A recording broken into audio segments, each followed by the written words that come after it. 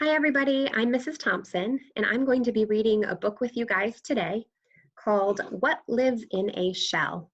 This is to go along with Mrs. Bauer's mini lesson. She's going to read a portion of this book to you in that mini lesson, but we wanted the whole book to be available to you in case you wanted to have the story, the background knowledge. So I'm going to share my screen with you, and we're going to read that story together. What lives in a shell?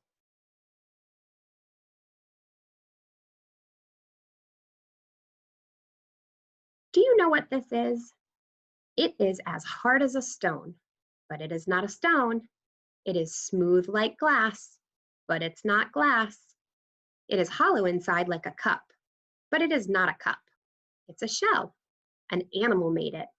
The shell was the animal's home. You live in a house or in an apartment building. That is your home. Your home keeps you safe and warm. Lots of animals have homes. Birds build nests. Ants make tunnels underground. A bear likes to live in a cave. Here is the animal that lives in this kind of shell. It's a land snail. A land snail is born with a tiny shell. As long as the snail lives, it keeps on growing.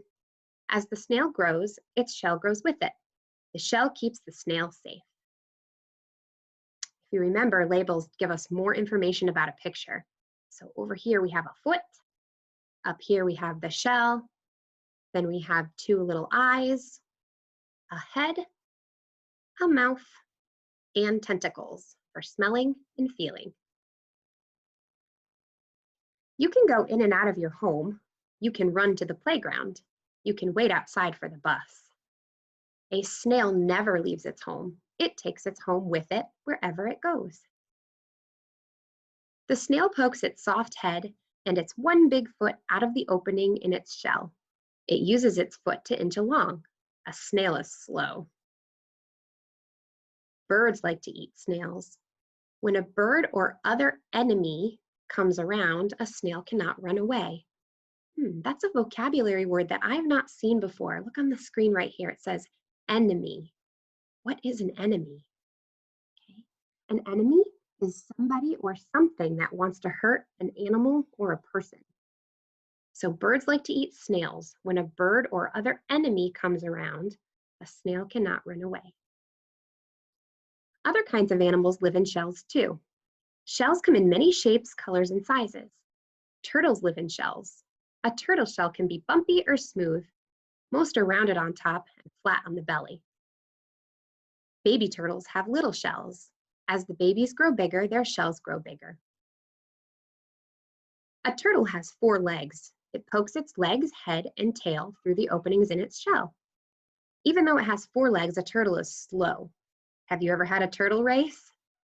If a frog and a turtle were in a race, who do you think would win? What about a cat and a turtle? If a turtle sees a cat, it may be frightened. It may think the cat wants to eat it. A turtle cannot run as fast as a cat. The turtle pulls its head and legs and tail into its shell. The cat pats the turtle with its paw. The turtle won't come out. It's safe in its shell home.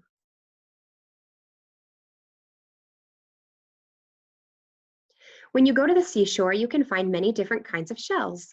You may see a crab walking on the sand. A crab has 10 legs. On its front legs are 2 claws. A hard shell covers its claws and the rest of its body. A crab's shell fits like a suit of armor. The armor helps keep the crab safe from enemies.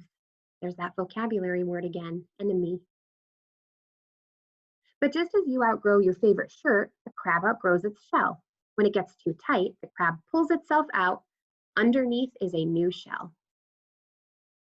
You may find snails buried in the sand. Some of them do not look much like the land snails. Whelks and conchs are types of snails that are found only by the sea. Here are some different kinds of snail shells. You'll see Pacific coast over here and Atlantic coast over here. Have you ever seen a snail shell walking along on crab legs? A hermit crab has hard claws in front, but the back end of its body has a soft shell. Its shell is too soft to keep it safe from enemies. A hermit crab lives in an empty snail shell. After a while, the hermit crab grows too big for his shell, so he looks for a bigger one. Some are too big, some are too small. Finally, he finds one he likes. He throws away the old shell and crawls into the new one. Now the new shell is his home. The snail shell helps keep him safe. You can look for clam and oyster shells at the beach too. Clams and oysters are animals. They have no legs. They do not have heads or tails. Their bodies are soft, but they are animals. Clams and oysters grow two hard shells. The top shell and bottom shell look almost alike. The two shells are connected by a hinge. Scallops also have two shells. Here are some different kinds of scallop shells. Most clams and oysters hardly move at all. They open up their shells to take in food and water. They close their shells tightly when enemies are around. Some scallops can swim. A scallop does not swim like a fish, though. First, it opens its two shells, then it snaps them together quickly. This gets the scallop where it wants to go.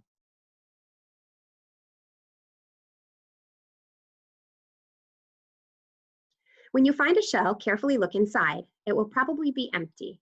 If a shell is empty, it may mean the animal has died, or it has outgrown the shell and left it behind. If the animal is at home, you can watch for a while. See if you can tell how it eats. How does it move? How does it do when it feels frightened? When you go, leave the animal where you found it. Animals are happiest in their natural surroundings. If a shell is empty, you can take it home with you. And then there's a little side note. This star tells us to look at the side note down here. If you are looking at a shell in a state or national park, be sure to ask a ranger or game warden before you take any shells from the park. To try to find as many different kinds of shells as you can.